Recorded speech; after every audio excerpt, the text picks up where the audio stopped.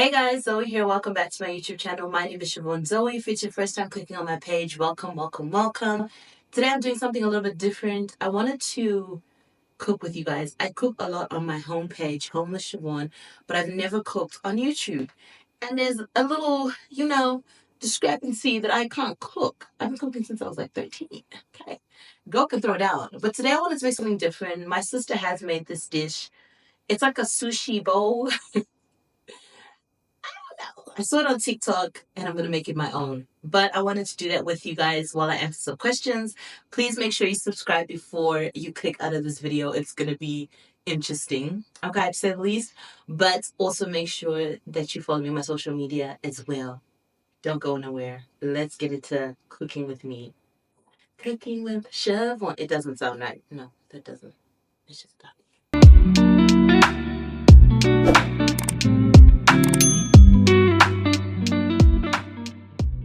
One thing about TikTok, the girlies have like a very strange obsession with hands being clean. Like people cook with gloves. If I'm eating the food, why am I cooking with gloves? My space is very clean. I don't like a lot of nyanas, so I gotta get my rice cooker out because I feel like the rice will take longer. We haven't even started on the questions and I'm already. Hala. Okay, we're gonna do 1 cup of rice. I'm gonna do hot. I'm gonna do 2 cups. No, don't do 2 cups. I'm not confident that there's a difference in the taste of wash rice, but I feel like you have to. I'm gonna make this rice the way I make normal rice, regular basmati, which is I add a cup of oil and salt. That's what my mother taught me. So that's what we're gonna do. I don't know if you're supposed to do that with sushi rice. Please don't get in your feelings. This is how I like to eat, and this is what I'm gonna do. Okay, don't get mad at me. People get real sensitive when it comes to cooking. You didn't wash your rice. You added too much salt. Are you eating it? No, just enjoy it, okay? Just so you know, my rice cooker is loud. So if you just hear random noises, Russell Hobbs, it's not my problem.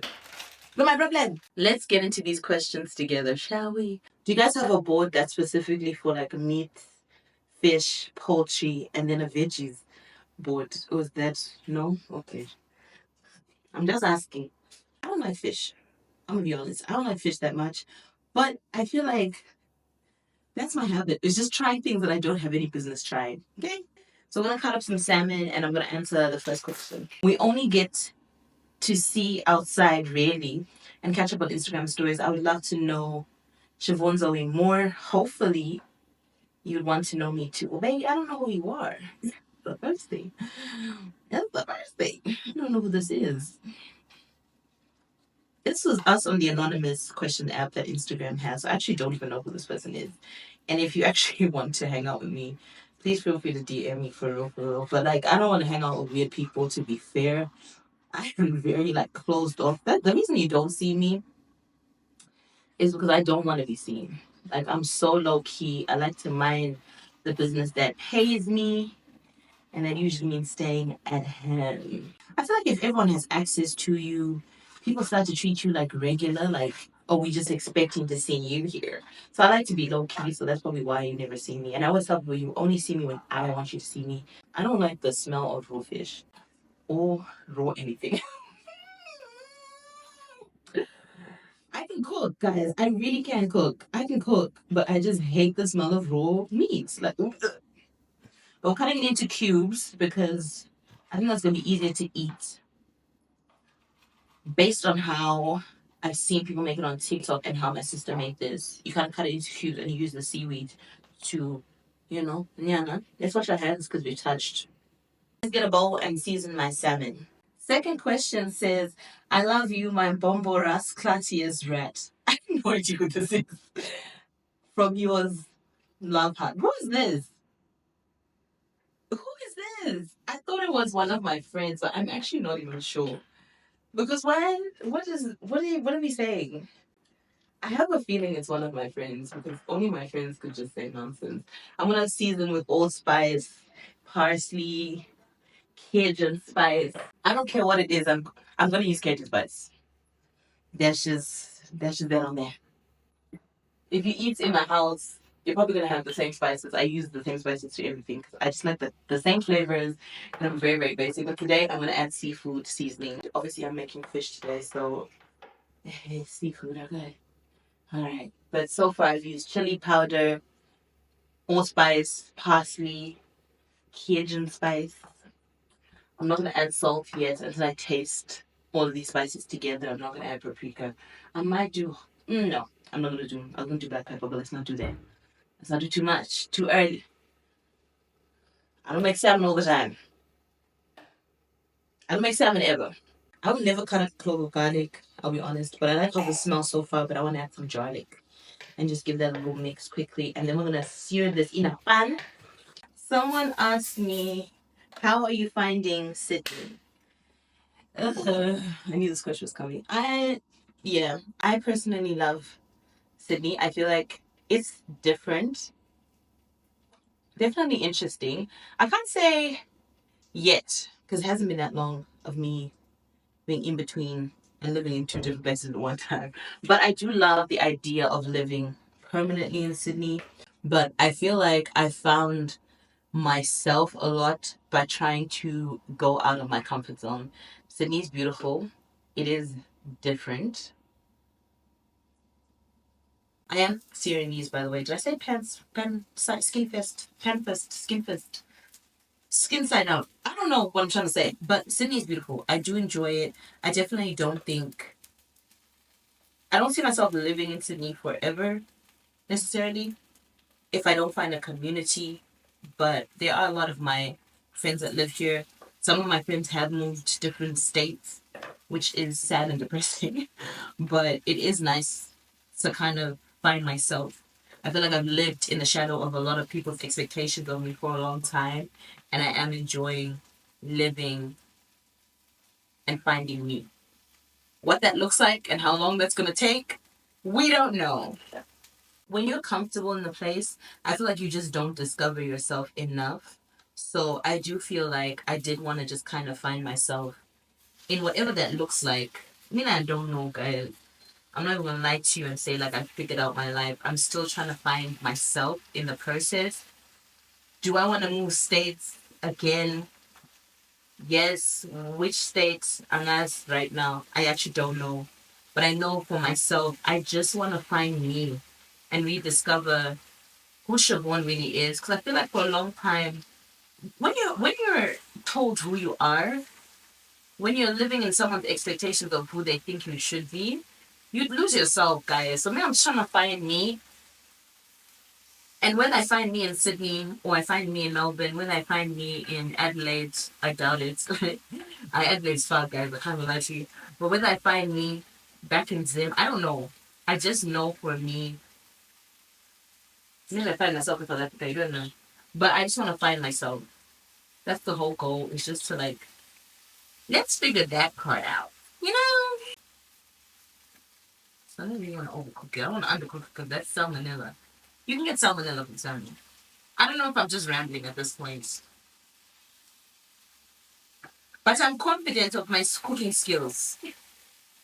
There's one girl that always, my friend knows, that always says, "Oh my god, you can cook." And she goes around and tells people I can't cook. For the love of me, I've never understood why. Because the way I had to cook.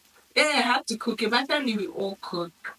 We all can cook in my family. Nobody sits there when everyone had a day to cook since I was a kid. I've added a bit of hot sauce. We're gonna let this simmer just for a bit, and then we're gonna plate up and then answer a few more questions. How's that? Okay, we're gonna start with our sushi rice. I'm just gonna plate it up nice and good.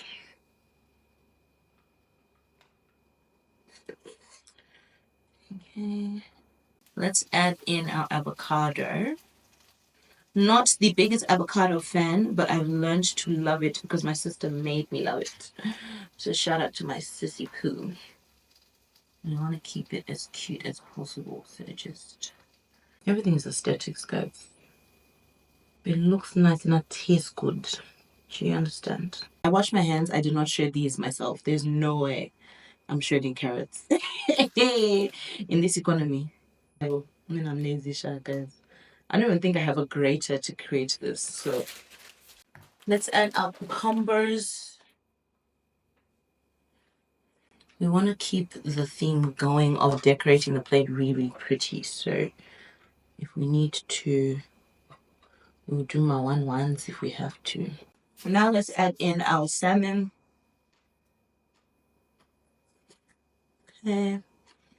I warmed it up just a smidge. That's what you heard when I was plating. Okay. You can make your own sauce by just adding mayonnaise and sriracha, but there's a sriracha mayo, so we're going to use that instead. And I want to drizzle it across the whole entire bowl. Then we're going to add some sesame seeds, just for some decoration. To my other mini bowl, we're going to add some seaweed, because that is literally my favorite thing to eat. I eat this as a snack, guys. I literally love me some seaweed. This is low-key becoming a mukbang. A mukbang? How do you say it? Mukbang? So I thought I would have more time to tackle all my questions, but I've run out of time because I was talking too much, as usual. So this is the last question I'm going to answer, which is, how did you go from ideation to actually shooting the content? And I understand a lot of people fall off in the planning stage, and an even bigger number falls off on the first 10 videos. What helped you push further, and where does the consistency come from? So there's like technically 3 questions in one, so let's answer them bit by bit. How did you go from the ideation to actually shooting the content? It's usually very strange. I'll get an idea in the shower, in the car, watching other people's TikToks, and then I'm like, I want to do something similar. Or let me answer a Q&A while I cook. I've never cooked on this channel. So for me, sometimes it's literally just like a passion for me. If I come up with an idea, I no longer want the idea to stay an idea, because I really genuinely believe in what I'm thinking is in my head, whatever pops up. So the ideation to creation is usually because there's a passion in between that. If you're not passionate about a video, you're not going to do it. I'll tell you that for free. If you're not passionate, you're not going to accomplish nothing. The worst thing you can do for yourself is forcing content creation. You will not enjoy it. I'm going to just use my seaweed to grab a bunch of this.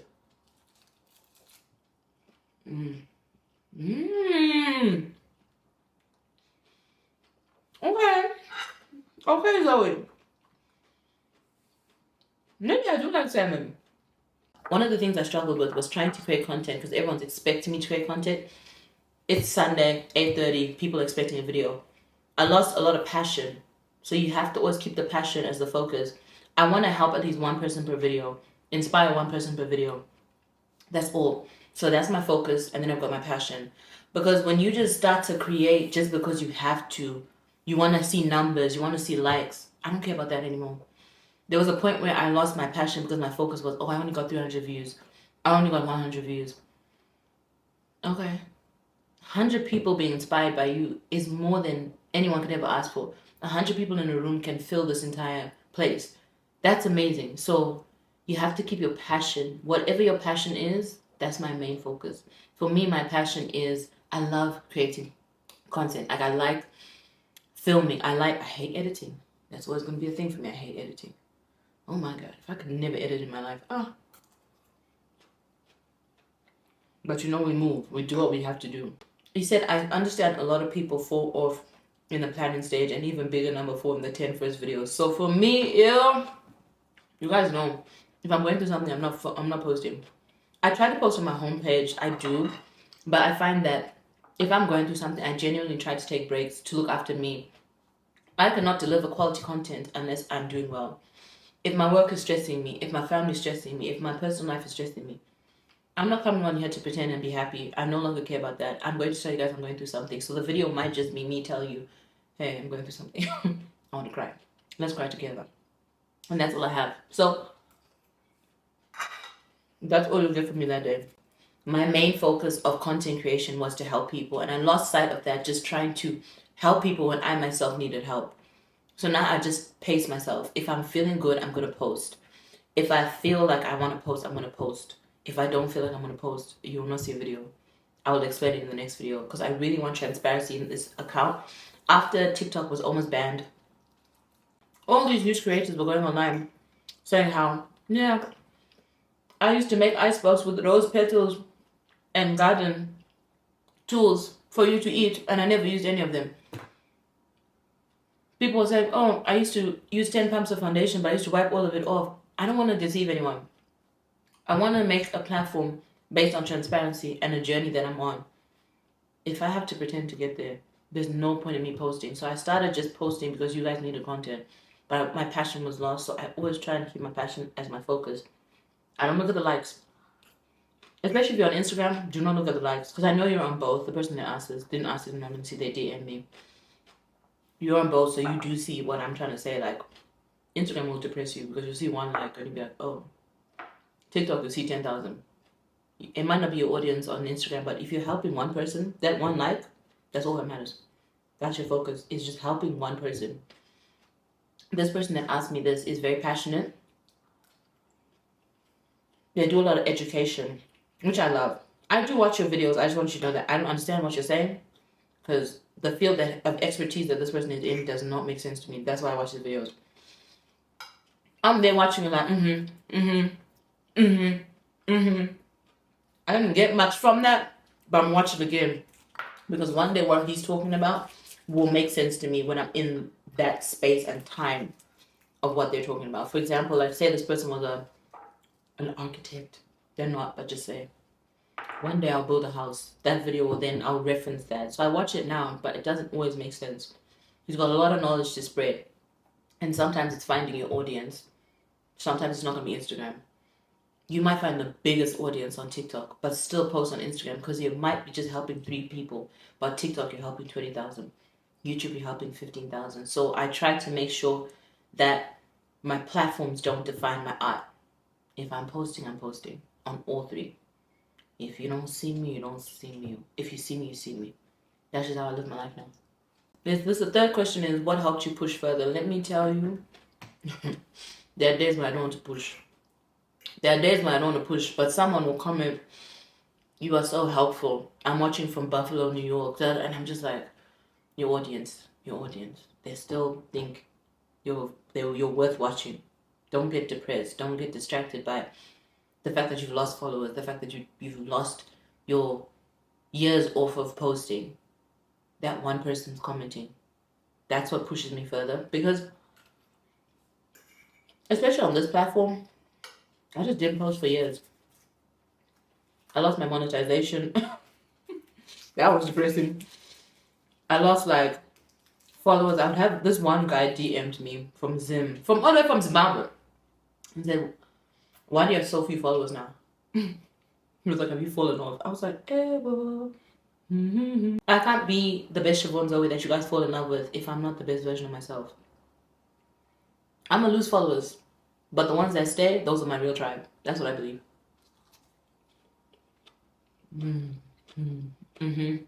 The last question is, where does the consistency come from?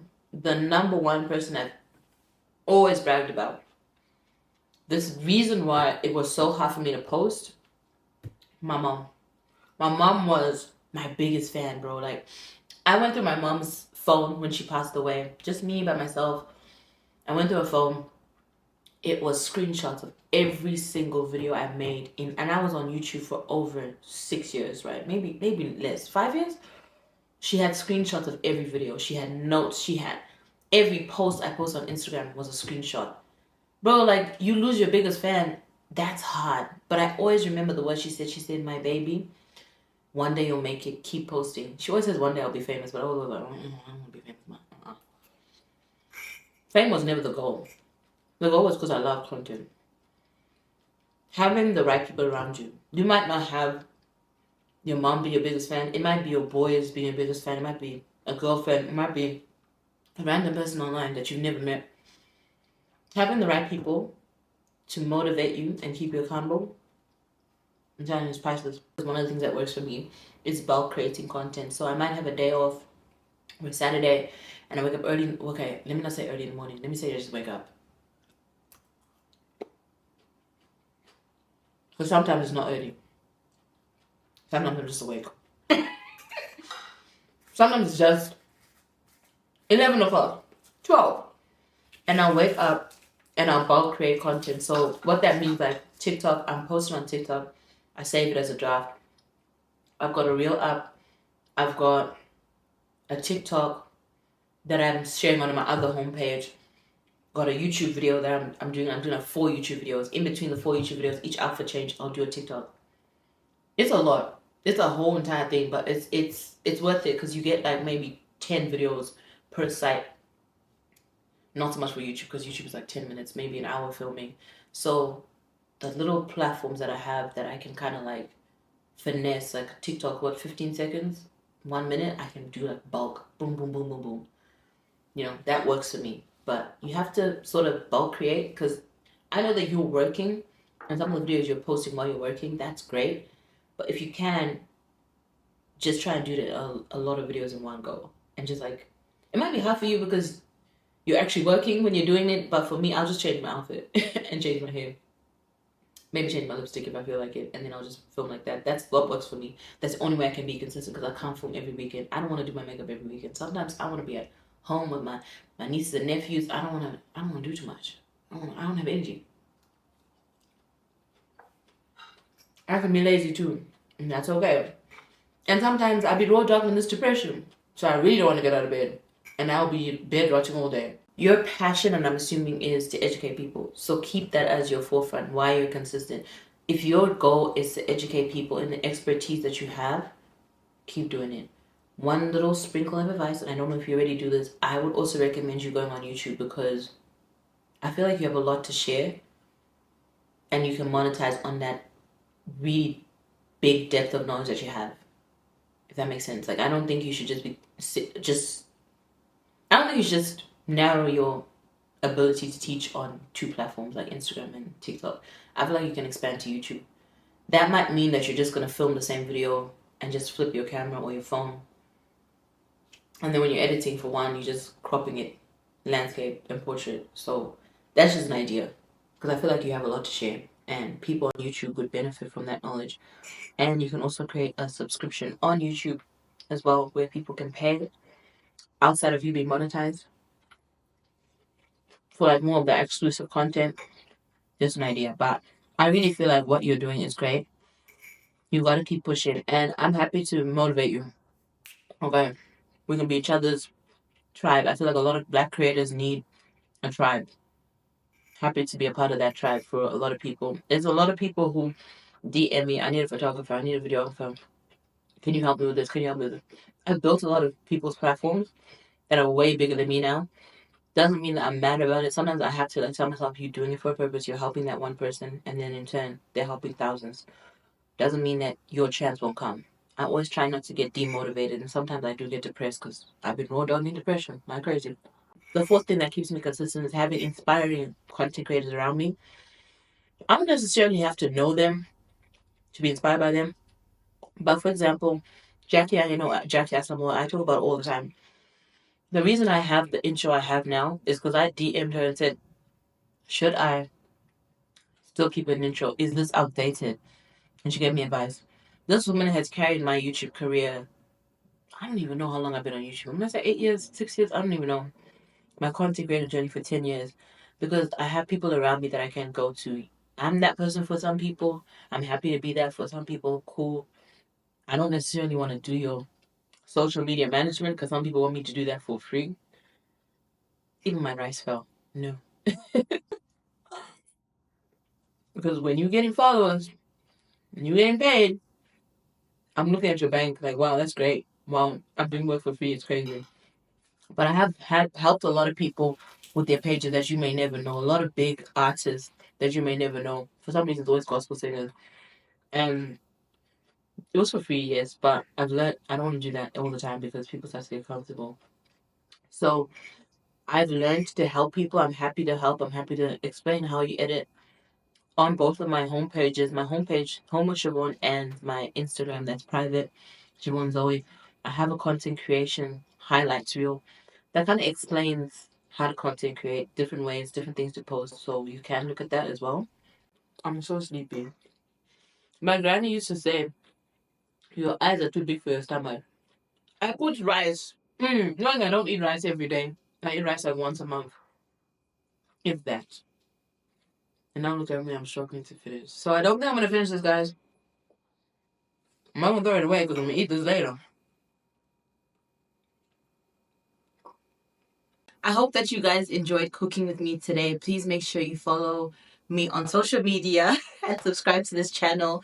Thank you so much for your questions. I really do appreciate you guys when you interact with me, because we get to really build a little community and you get to know a little bit about me and I get to know a little bit more about what's on your heart. So please make sure you like, comment, and subscribe. I will see you in another video. Bye, guys.